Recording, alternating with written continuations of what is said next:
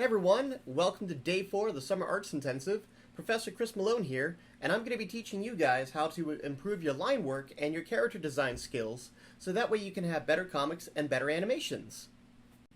Now, I get told all the time by a lot of people, both artists and non-artists alike, that, oh, I can't draw. I can barely even draw a stick figure.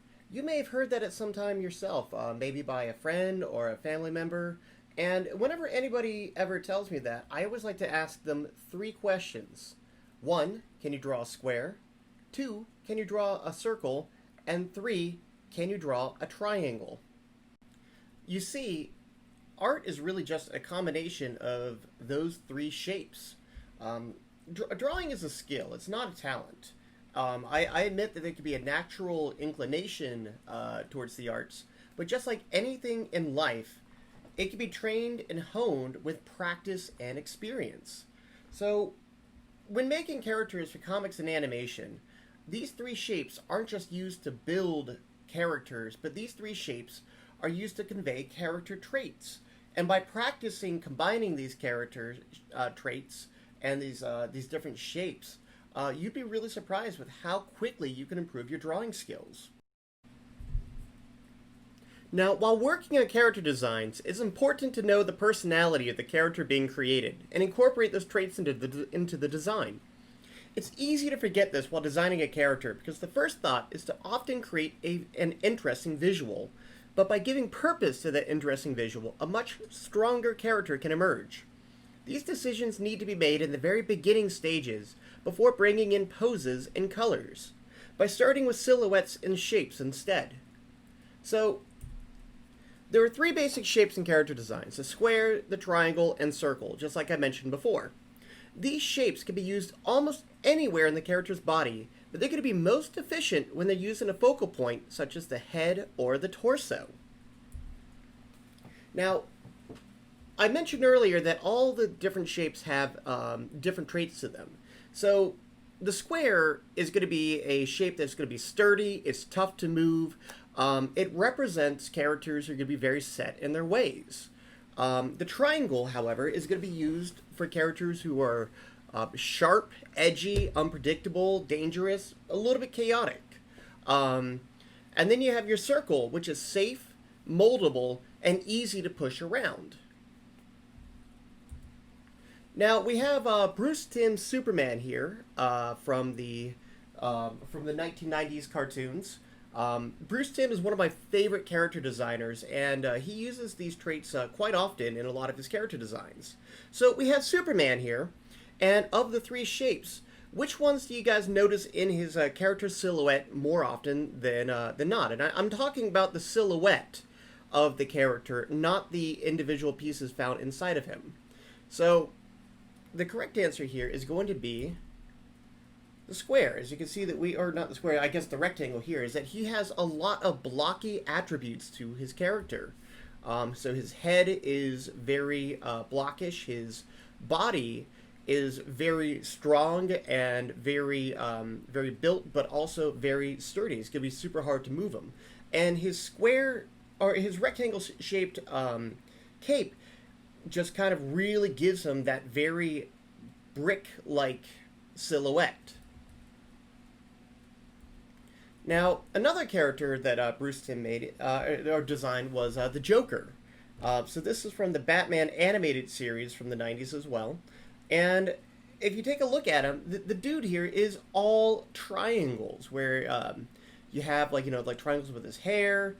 He's got a triangular face, nose, smile, eyes. His feet are very triangular. Everything about him that can be shown in a silhouette is going to be seen as a triangle.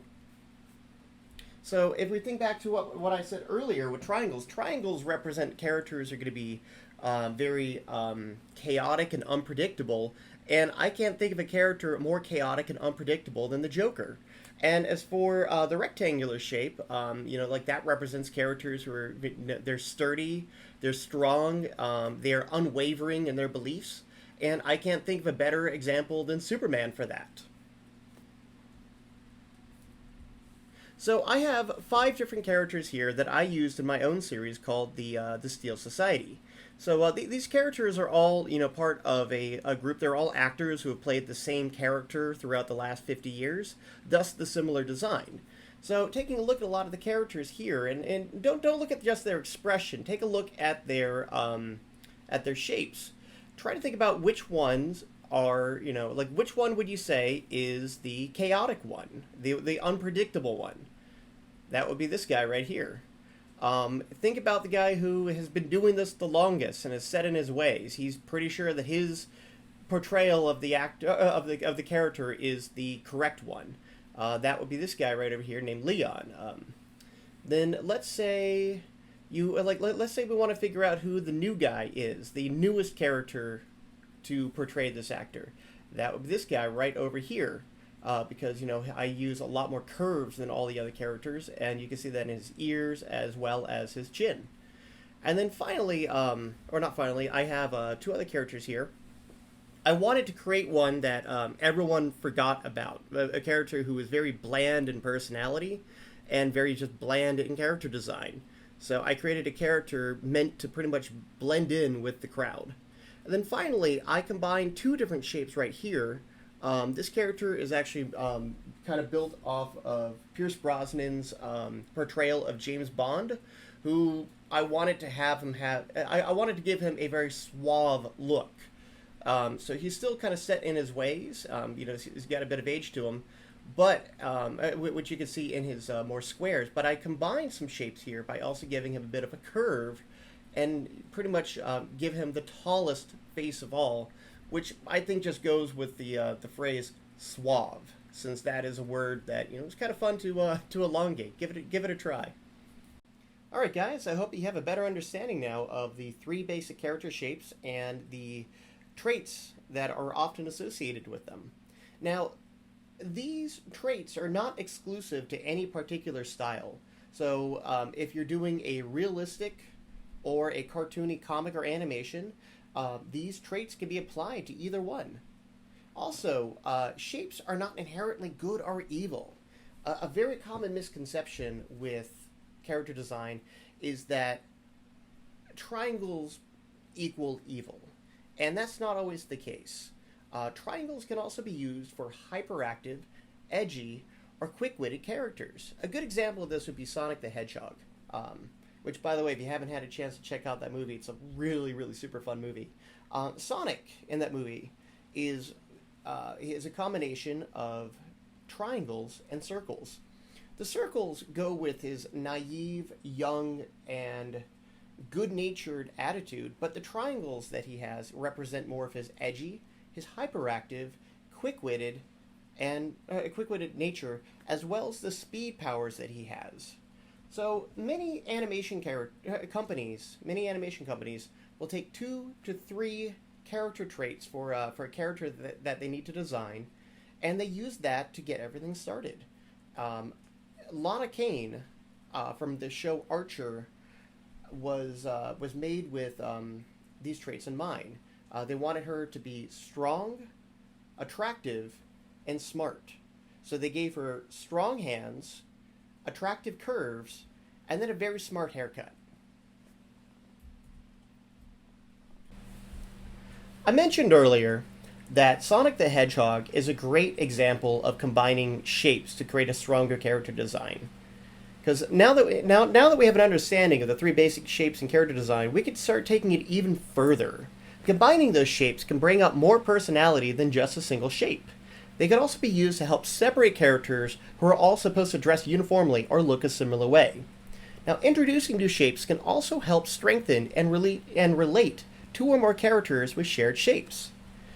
Continuing with Bruce Timm's character designs, here is his Batman created for Batman the Animated Series back from the 90s. I really recommend that you check out this animation. It is one of the best animated shows just ever, in my personal opinion.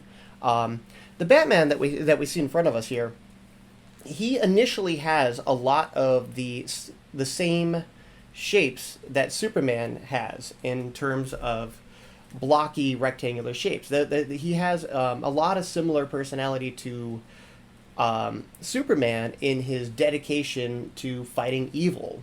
And so Batman is a character that, you can't really see necessarily turning evil.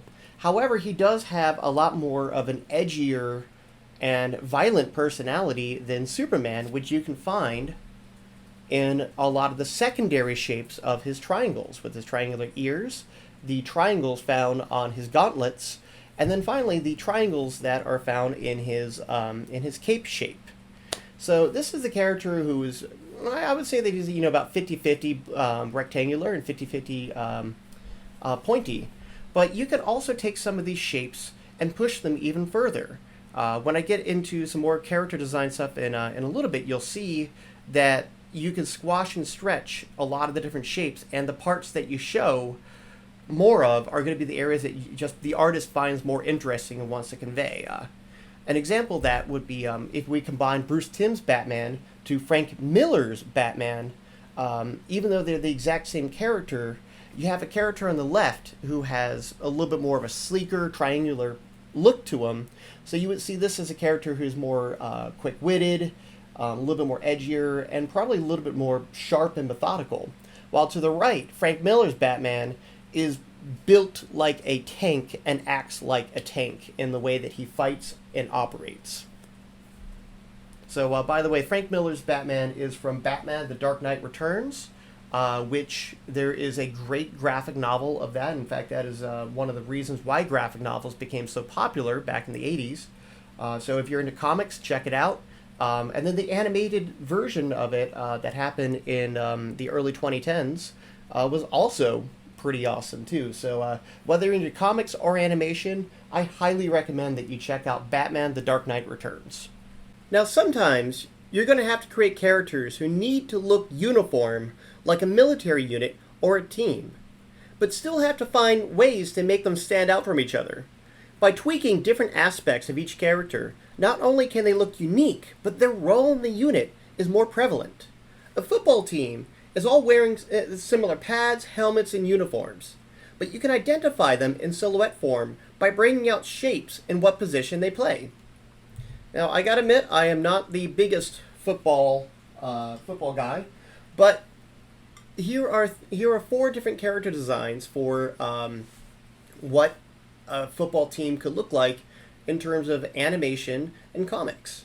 So, using our 3 basic character shapes, as well as accentuating different parts of the characters' bodies, we're able to get a good sense of what their role on the team may be. So, to the left, I just have a regular football player. Like there's nothing about him that's going to stand out other than the rest. But if we take a look at number 2 right here, he's got broad shoulders and he has more of a rectangular design than the others do. So this would be somebody who would be extremely good on defense and would be an opponent that would be extremely hard to run past. Next up, we have a character here who has a relatively small body shape, but he's got super long legs. This would be a character who would be fantastic for running or kicking the football. Then finally, we have a character here who has strong arms and pretty much look like he skipped leg day. But this would be a character who would be better at throwing the football than the rest of the team. So if a particular character design isn't working, change a simple shape. A character made of all curves could be a bit much, so change a small feature of a focal point, like the glasses or their nose, to a different shape. One of my favorite personal experiences from this was when I was teaching a group of 5th graders how to do character design, and I had them all pretty much build a self-portrait of themselves entirely from shapes. And I had one kid who came up to me, and he was really upset because he had a character design that he felt didn't represent him at all. He felt that it looked a little bit too feminine, and he wanted to be more masculine with his portrayal. And he had circular glasses, and so I just told him just to try erasing one of the basic shapes and creating more blocks here or there. So he erased his circular glasses, added in more rectangular glasses, and it created a character design that made him feel a lot more confident about himself and felt that represented who he was and how he wanted to portray himself. So, like using opposite traits to separate similar characters, think about bringing in a similar trait between two characters if you start with the opposite shapes first. Those 5 characters that I had earlier, those 5 actors, were from a book of mine called The Steel Society. So the Steel Society actors were all created with their unique shapes in mind, so the same haircut was my personal way of unifying them. Finally, guys, making unique character shapes is one of the most fun parts of character design. This is where character design can really shine. Taking it further than just combining simple shapes, character personalities can be brought out through using silhouettes of existing and identifiable objects. This can be a lot of fun because this is where true creativity can be used. Now, as with before, it can't be limited to just head shapes, but by playing with hair shapes and chin shapes, you really open up the door for lots of designs to be played with. Similar to the football team, by using identifiable shapes as part of the design, we can convey more complex ideas about the character, their personality, job, goals, dreams, and more. So think about what their career and our goal is. Like an old baseball coach having a ball-shaped head, or if you think about the 3 ninja shapes from the '90s movie The Three Ninjas, a gardener might have a flower or a plant shape going on. A horse caretaker might share a ponytail shape with their horse's ponytail.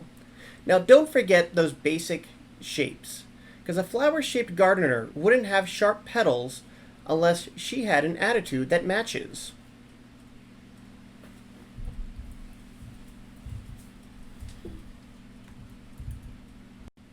So some examples of characters who have very unique character shapes that go with their goals or their careers or essentially who they are as a person. Going back to Batman, think about the Penguin, for instance. Like, the Penguin is a character who has, a beak-shaped nose, usually wears a tuxedo like a penguin, and even has hands that are shaped like that of a penguin's flippers. A few others, too, would be, take a look at my personal favorite anime, One Piece. One Piece is full of character designs where just taking a look at a character, you can figure out immediately who that character is and what they're about. My favorite villain is named Doflamingo, and he's a very eccentric and flamboyant guy who wears a large feather boa coat and has he has a beak-shaped nose, and essentially everything about his character design represents that of a flamingo. And then also in One Piece, you have another character named Crocus, who is a doctor that uses a lot of flowers for medicine. So his hair is shaped like that of the flowers that he uses. If you want to go into comics for examples of this, there's a great webcomic out there by an artist named Mad called Sakana. And it's about 2 cousins who work in their grandfather's fish market. And the main character, Jiro, has his hair flipped up and a ponytail. And essentially, with the hair flip, his ponytail, and his 2 ears, his head looks like that of a fish. And then his cousin, Taro, works there as well, and his head is shaped more like a whale. And so their character shape, they work in a fish market, and yet they look like fish. And then one of my other favorite designs, this is from one of my former teachers, Chris Schweitzer. He created a series called the Croghan Adventures, and one of his characters is named Daniel Croghan, who is an escape artist. And his head shape and his body shape are both shaped like like a keyhole. So that goes with his character occupation of somebody who is an escape artist. So when you're coming up with your own characters, think about what they love to do as their hobby or their career or their goals and aspirations and dreams. Think of what shape that represents and see how you can work that into the character design. So now that we've gone over, like a lot of what goes into character design, let's actually start getting drawing. So you want to practice, but where do you start? The easiest place is going to be the head. It's our focus point for humans, so we tend to put a focus on it. Now, have you ever taken a look at an electrical outlet, and do you ever see a face in it?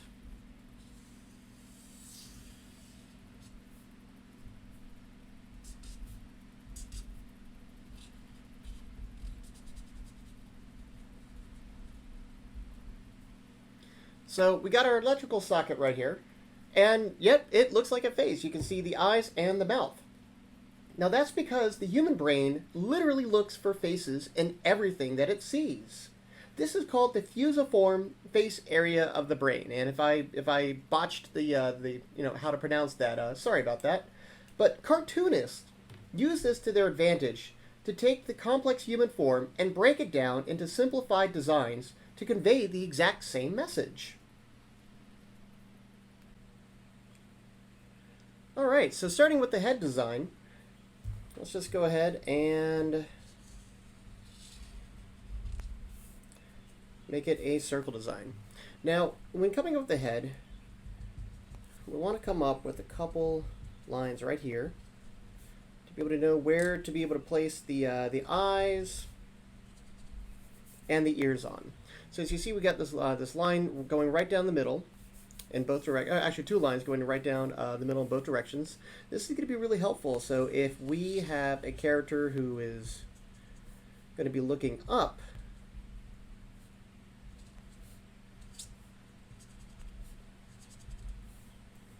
or if they're looking down,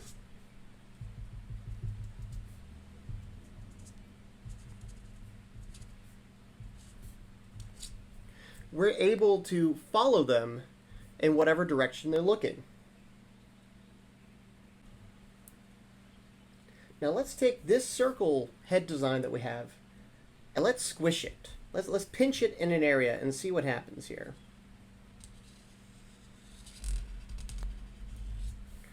Another really helpful thing from these lines is that we still know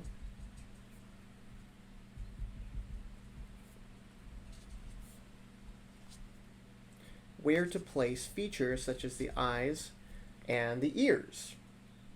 So by keeping these guidelines in check, we can make the head features smaller or larger. Just keep moving this face feature line up and down, and let's see what happens if we have a character who has a big head versus a small chin, or other way around. So if we take the circle and just squish it even further, but use it to create a small head,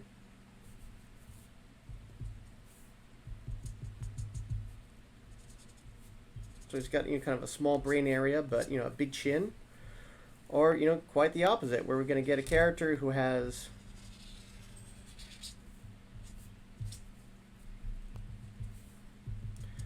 big head, small chin. So this character right here, by having the larger chin, is probably going to be a character who's going to come across as very, very talkative. By accentuating more of the feature of the chin over the head, we know kind of what part of the head the character uses more often. While we've got another character here, small head, or small chin, very huge head, he's going to come across as a very brainiac type character.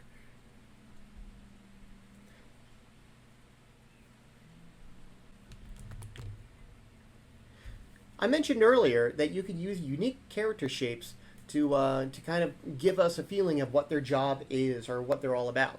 So let's go ahead and play around with that a little bit too. So I mentioned earlier that if you take a character who is going to have, just going to give them a basic circle right here. I'm going to have them looking more in a 3/4 view so we can see more parts of them. We're going to have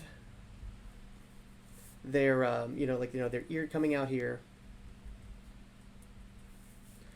Let's go ahead and give them a little faux hawk, and then also give them a ponytail. So this is going to be a character who, he represents a fish. So he might be, working at a fish market. He might, love to fish. We can kind of get a sense of what this guy loves to do based off of his, his head shape alone. So another character right here, I don't know, let's say, a heart is a good shape to go with. So let's say we create a character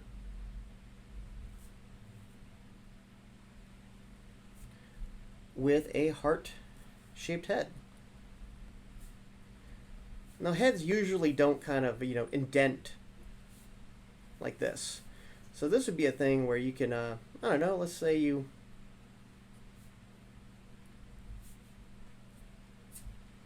turn his head into kind of, or his, head into kind of like a part in his hair shape, kind of like, of a bunch of like 90s and 2000s heartthrobs, I guess. Earlier, I also mentioned, how Chris Schweitzer created a character who had a key shape for his head. Or not a key shape, a keyhole-shaped head. So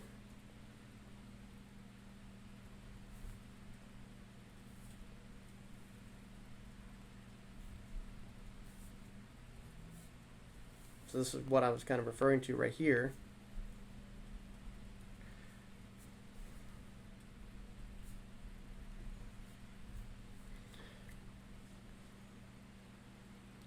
So there we go. We got, more of a keyhole-shaped head. Now, granted, like, I'm not adding any other features to the face, such as noses or mouths or, scars. Like, this character here, Daniel Croghan, the keyhole-shaped character, he actually has a couple lion scars on his face as well, too, from a gnarly accident.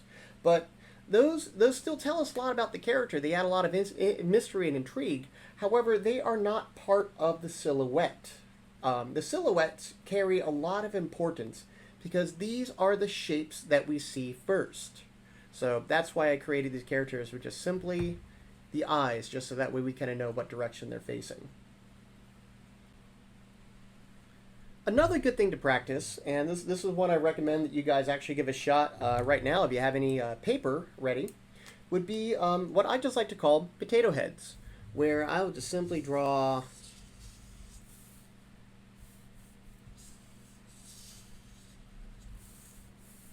a bunch of weird beans or potatoes, whatever you want to call them here. Now let's just come up with one more shape right here. Potatoes are weird, man. So, with these heads that we got right here, I like to figure out where the feature lines are going to be.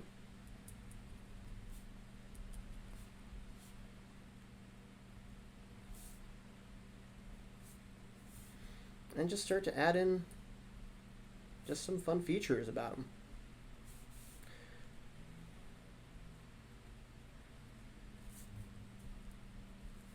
And I just like to be able to kind of build them as I go. So I've been using a lot of curves and just some more rectangles with this guy right here. So I'm just going to give him a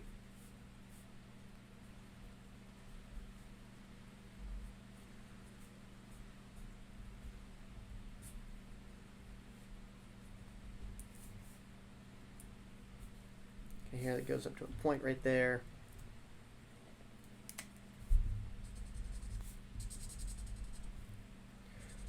So while I'm just kind of working on a few of these and just exploring what, I'm able to get from these shapes right here, I recommend that you guys do the same thing as well. Go ahead and draw a few character heads and see what you're able to make out of them.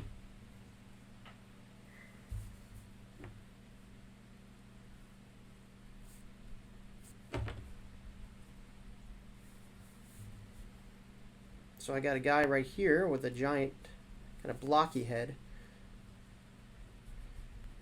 So one thing I'm also doing here too is I'm giving him more rectangular ears to kind of go with the blockiness of everything.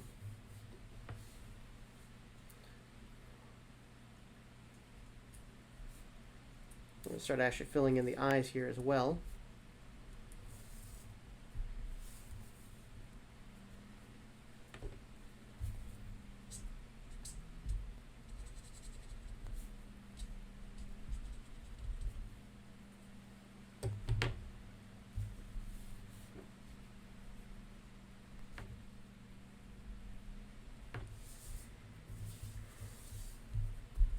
And so as you can see, just by coming up with these simple potato heads, then figuring out where the guidelines are going to be right down the middle, we have some fun designs we're just working on.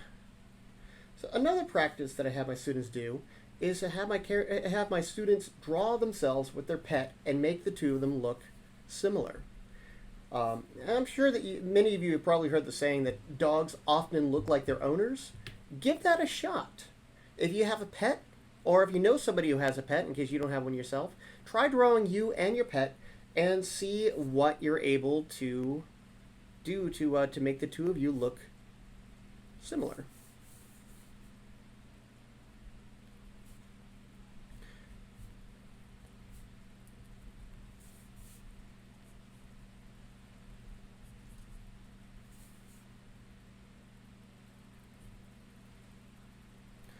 I don't know, this guy's giving me some very strong vampire vibes, so.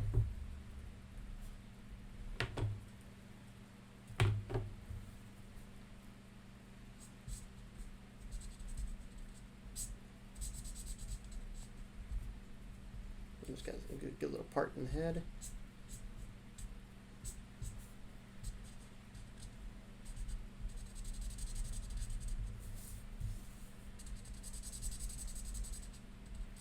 So for this, we're just having a little bit of fun. You don't have to make it, totally finished or anything like that. Just explore, see what you can create from these potato heads.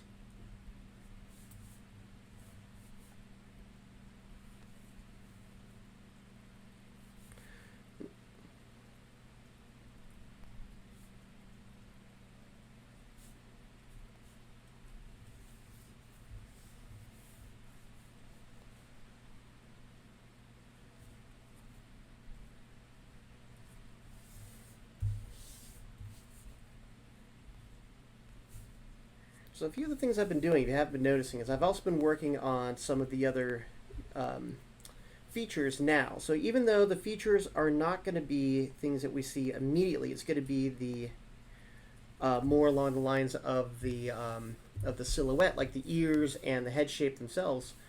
Like you're still going to have a nose that's a little bit more pointy that may convey more of a character is a little bit more, I don't know, playful, a little bit more mischievous. So, let's see, I want to create a character who has more something going on in the back. Don't know exactly what's going on with this haircut right here, but... So yeah, I just made these designs just by coming up with some potatoes first. Go ahead, give that a shot if you haven't done so yet. And yeah, it's a really fun exercise. I hope that you guys have a better understanding of what goes into character design, as well as a better appreciation for it. On top of that, most importantly, I hope that you feel a lot more confident about making your own characters. Now that you know how you can use these shapes to your advantage, your characters can be stronger designs by being able to showcase their character traits, their hobbies, their personalities, and just whatever you want us as the viewer to know about your character. So now that we've gone over character design, I'd like to go over one of my other favorite aspects of cartooning, and that is going to be inking and line work. So inking and line work are some of the most important parts of cartooning in both animation as well as comics. Yet unfortunately it receives a bad rep because a lot of people new to the process may consider it to be nothing more than glorified tracing. Myself, actually, when I started as an art student, it was my least favorite aspect of the work. Yet ironically, it's now probably one of my most favorite parts of the job. Now, inking can convey more than just more than lines. It can convey weight, shadow, focal points, textures, and more. There's a lot of interesting things you can do with lines to direct the eye through a page in the same way that you can direct the eye through your composition. To start off, I'd like to introduce you to an inking concept called Containment Lines. So here you can see that I have two identical smiley faces penciled out. Now, while inking, I can use different line weights to create a stronger design in the end. So if I were to take this left character right here, the left smiley face, and give him a thin outline, but all the features inside are thicker than the outside line, yeah, it works. It's giving us a better idea of what it is, but it just doesn't feel correct. Now, if we want to get something that feels more correct,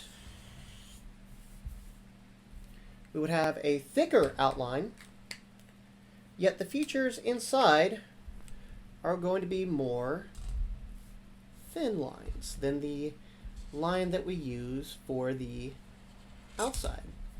As you can see here, by having a thicker line on the outside, it's able to contain the lines on the inside better than that of the left. Now, this is something where I went a little bit overboard with how thick the outside is. I just wanted to use that as a demonstration on how outside lines being thicker will just kind of contain the lines and make it feel more correct in the end. Now, a few other things you could do with light and shadow. This is going to come really handy if you use a brush pen. Will be, let's say we've got a circle right here. If we were to make things a little bit darker at the bottom, you're going to be able to kind of tell a little bit of a shadow here. You're going to be able to, by having it lighter at the top, darker at the bottom here. I'll see if I can actually do that even bigger here. If I were to go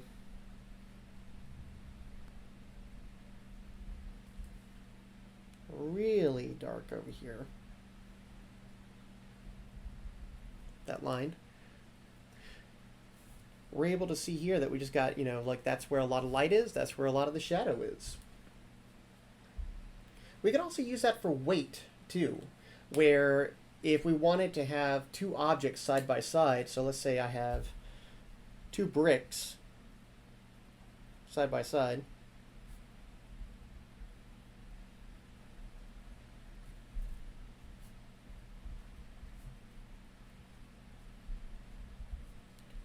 now they're both the exact same size block, but the one on the right is going to feel a little heavier because it's using a thicker line. So a few other things that will be helpful with inking are going to be S-curves as well as tapers. Now, what an S-curve is that let's say you ever have to draw a line, for instance. If you kind of draw the line a bit curved instead, like this, it's going to be a little bit more interesting on the eye. It's going to give us something to actually kind of actively follow. I actually worked for a graphic design company once where we were actually never allowed to even use a straight line. Everything in our designs had to use an S-curve. And it created much more interesting designs, designs that were more pleasing to the eye, and just kind of gave the viewer something to kind of follow and navigate them through the page. Now, the final thing I want to talk about too will be the idea of tapers, tapered lines. So if you use a line that just has kind of a normal end to that, end to the line, it doesn't really give us much to kind of keep going. However, if we were to have a thick line that kind of goes off into something small like that, these are called, sorry, it seems like I'm running out of some ink right here. By having a thinner line at the end and then thicker lines leading up to it, we create a tapered line. So I'll just kind of do a silhouette of one like this. So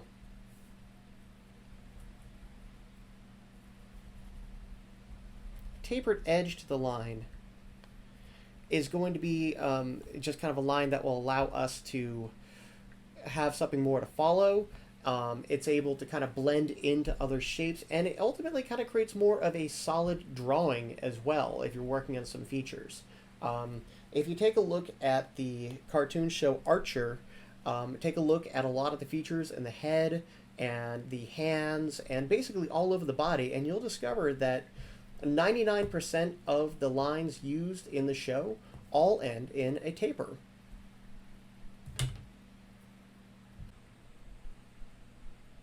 Now, on Tuesday and Wednesday, I introduced you to my dog Esper, who is a blue heeler Welsh Corgi mix. I also have another dog named Marlin, who is a golden Labrador mix. And I've drawn him as a cartoon character in a very similar fashion to the one of Esper that I used for the animation demonstration on Tuesday. Now, using the techniques I showed you, I'll be inking Marlin using my Kuretake disposable brush pen, as well as a Permapaque marker. More info on those tools can be found on the on the comic demonstration from Wednesday. So, this is my Kuretake brush. I just opened up a brand new one for this. Now, I have my pencil sketch right here, and I'm going to go ahead and I'm going to start with the head.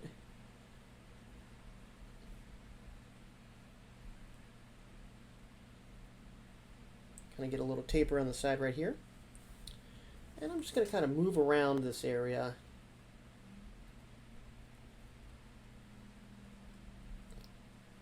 Move around the head area and see what I can create from it.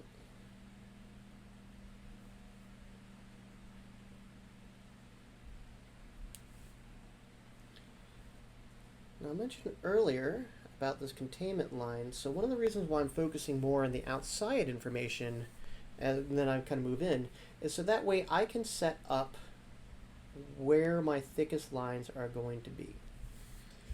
So down here I'm able to get some good shadow as well.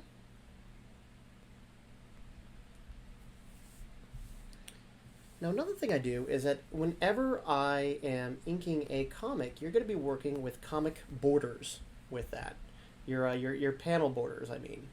And with each one of your borders, I always recommend that you start inking your panel borders before you ink anything else in the inside of the panel. Kind of going with that same philosophy, the same concept about containment lines. If we are able to set up good containment lines first, we have a better understanding of what we want our thickest lines to be, and it helps to contain everything inside of that panel.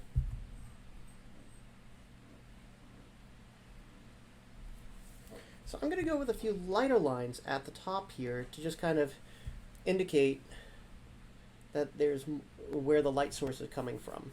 So right from the top here. All right.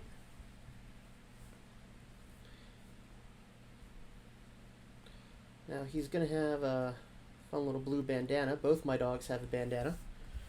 I actually usually refer to the color blue for Marlin and the color red for Esper.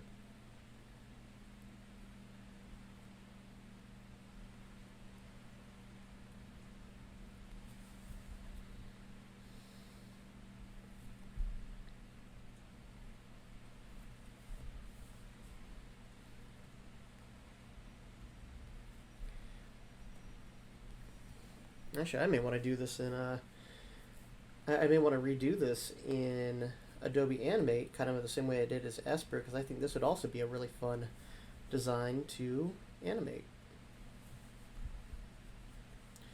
I'm going to give him kind of a weave shirt here. Esper's whole deal is that she loves to fetch, and Marlin's whole deal is that he's a water baby. He loves to swim. He lives to swim. So I like to always give him more of a beachier look than his more sassy and, I guess, active sister.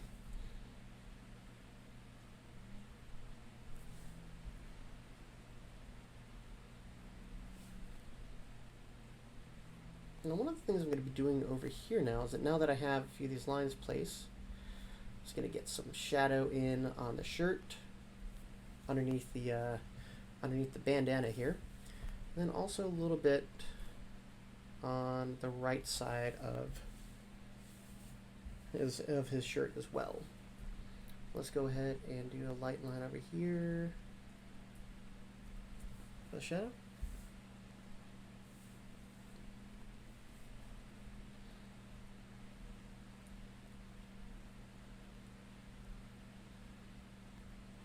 You know, these little fluffy pants that he's got right here, I started a little light at the top just to get the shape down, but then I just did a little extra shadow underneath here for fun.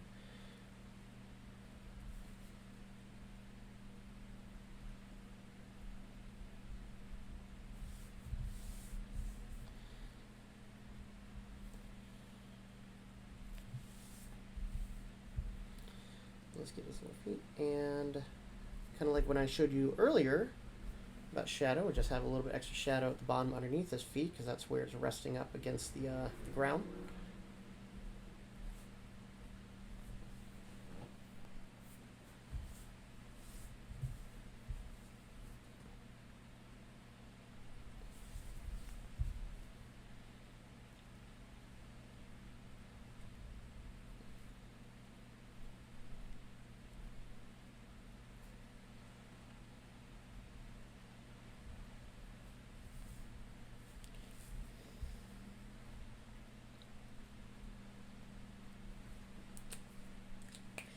And since I don't want to ruin the tip of that ink brush here, I'm using my permapaque marker to be able to get some larger areas of solid black taken care of. Alright, it's really starting to come together here.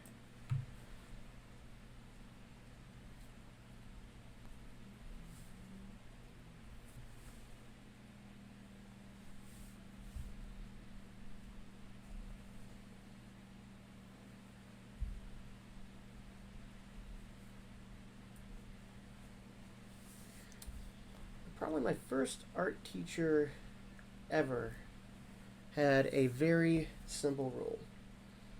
Is that there's nothing in art that can't be fixed. So with inking, one of the biggest things that a lot of people are afraid of is, what if I make a mistake? And my philosophy about that is, you probably will. You just got to work through it. Because oftentimes the only person who's going to notice that there is a mistake is going to be yourself. Other people are not going to know about it. And even if it's something that they can easily see, then, you know, there's so many different ways to fix it through things like whiteout, Photoshop, or even just kind of drawing right on top of it. Make something new. So don't be afraid to make mistakes, because that is actually how you learn to draw better than you ever could before. Alright, so let's wrap this up here with his tail. Now, one of the fun things about his tail is I have blue spiky hair, if you couldn't tell. And every once in a while, I use a don't worry, it's very dog friendly. I use a type of dye made specifically for dogs to get Marlin's tail looking blue. So, that way, they look alike. Okay, there we go, guys. This is my inked version of my dog, Marlin. I think it looks just like him. Now, one of my other favorite inking tools is the Pen Nib right here. So this is something you can find at most of your art stores, and essentially, it is a variety of nib that is really good for inking. Now, when working with this type right here, you're going to be able to get some really good straight lines out of it. Really awesome line quality and line weight. But one of the things you're going to want to be very careful about is you want to make sure that you don't touch it for quite a while, because it is going to be very wet. It's one of the wetter mediums you can work in out there. However, the line quality you get can be far superior to that of the brush pen that I showed you earlier.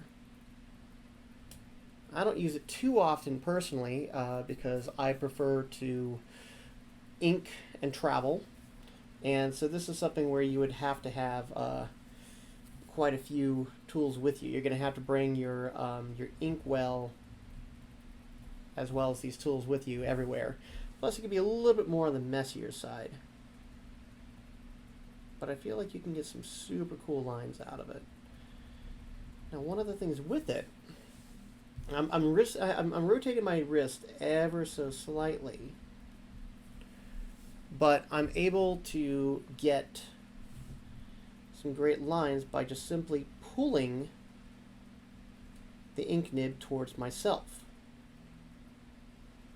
So, for instance, like I'm going to be filling this area in with black in just a little bit here. If I were to pull it towards me, you get a line like this. But if I were to push it, well, actually, ironically, it didn't really happen there. If you push it, you're going to feel some resistance out of it, and you're actually going to kind of separate the end of the tip right here. So this is a character that I'm doing for a comic right now called Bigfoot's Beer Run. And it is about Bigfoot trying to infiltrate a very hipster location. So to do so, he dresses up as a hipster. So very, very hairy. He's got a beard. He Now, one thing about this technique is that unfortunately it's not the best for curves, but you can get some cool straight lines out of it. You'll see how that will be helpful in just a little bit. Now right here, it looks like I got a bit of an area kind of out like this, so I'm just going to kind of move it out so that way I'm not going to accidentally fill that area in or accidentally rub my finger over it and smear it.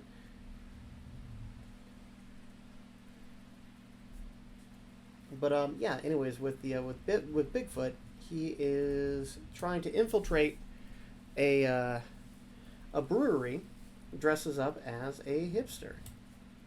So it's a fun little wholesome comic. Should be out with Wild Star Press, hopefully in the fall, along with a variety of other great comics, all revolving around the idea of cryptids. So if you're not familiar with what a cryptid is, a cryptid would be things like Bigfoot, Mothman, any urban legend revolving around like a supernatural creature. So I'm getting some really fun lines out of this. It's a lot more than I could get with the ink brush.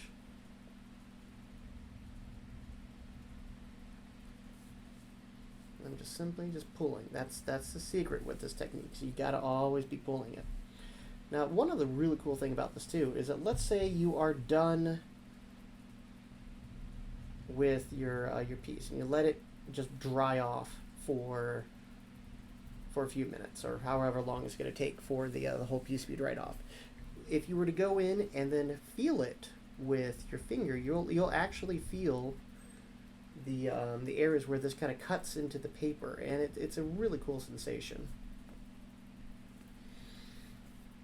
So the reason why I want to go with the nib for this instead of the ink brush is because there's going to be a few patterns and textures that will just look even better on Bigfoot. Oh, as you can see here, I just accidentally smeared it. But as I mentioned before, you can fix anything in art. But yeah, I wanted to have some awesome fur textures going on and some hair. And so those are going to be some lines that I can only get from working with a nib. So now also all the techniques I've been showing you today in terms of containment lines, tapers, and S-curves can all be applied to your digital inking as well. So my personal favorite digital inking program is Clip Studio. One of my favorite things about it is that it is a kind of like a Photoshop clone, but without all the Photoshop editing aspects of it. So it keeps it strictly to drawing.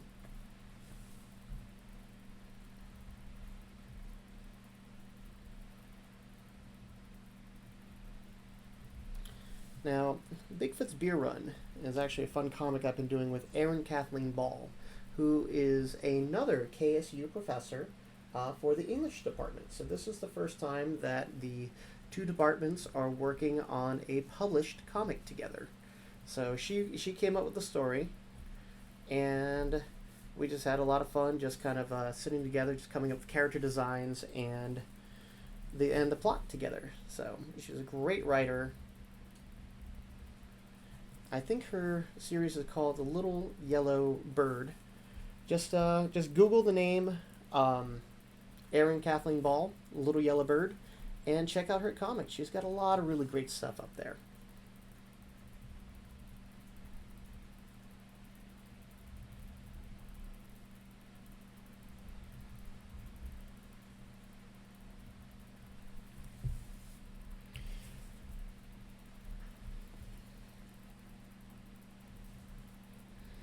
Alright, oh, now it looks like I have another area right here that just needed a little bit of fixing. And like I said, I'll be filling in that whole area with black in just a little bit. Now, this is where this technique is going to shine, because I want to give him a plaid shirt.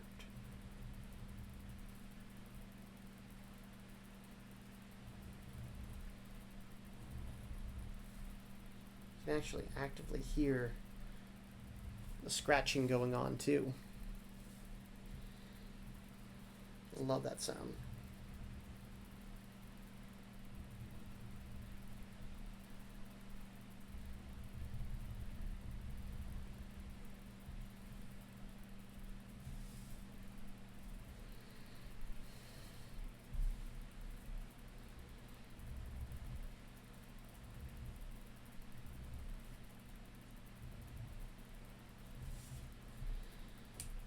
Like I said, I'm just pulling instead of pushing with everything here. Got a little bit more ink.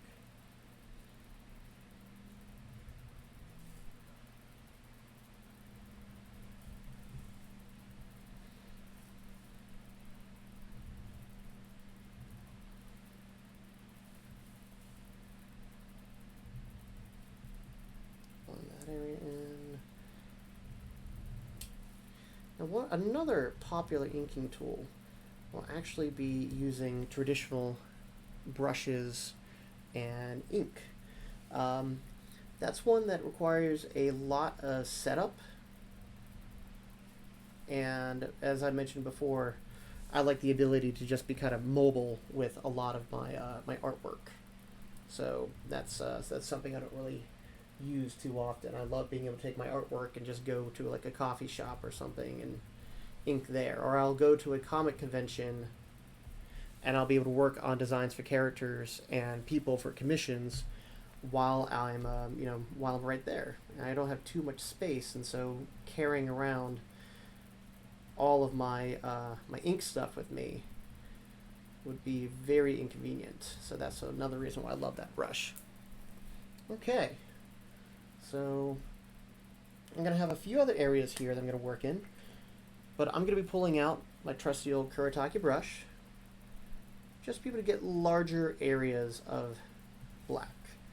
So right here, I want to be able to have a good little shadow for the collar.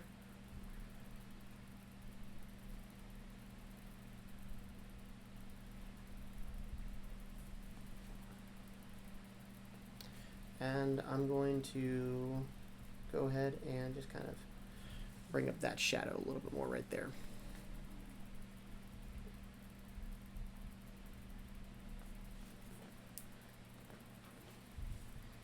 And I'm using my Kuretake brush just for some of the larger areas of black instead of the ink nib, so that way I don't accidentally have an area that I'll smear, because as I mentioned before, this is going to take a few minutes to finish inking. So I'm going to go ahead and just give this about probably 10 minutes to dry. I'm going to come back in with my permapaque marker, fill this whole area in with black, and show you my last favorite technique that I want to be able to show you guys. It's a really fun little thing. Alright, see you guys in a bit. It's been about 10 minutes now, and the piece is finally dry. So you can take your finger and you can rub it over any of the line work, and you'll actually be able to feel where it got scratched into the paper. So it's a really cool effect. So if you give this a try, definitely wait about 10-15 minutes for the whole thing to dry before you feel it. But it's a really cool sensation. So in addition to just waiting for it to all dry, I also filled in the rest of it with black ink. Now, the story of Bigfoot's Beer Run takes place primarily at night in the snow.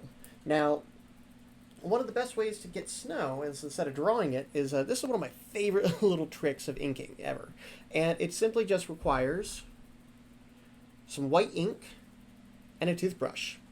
So I'm going to just kind of dab the toothbrush around the right white ink here, fill it up here, and I'm just going to randomly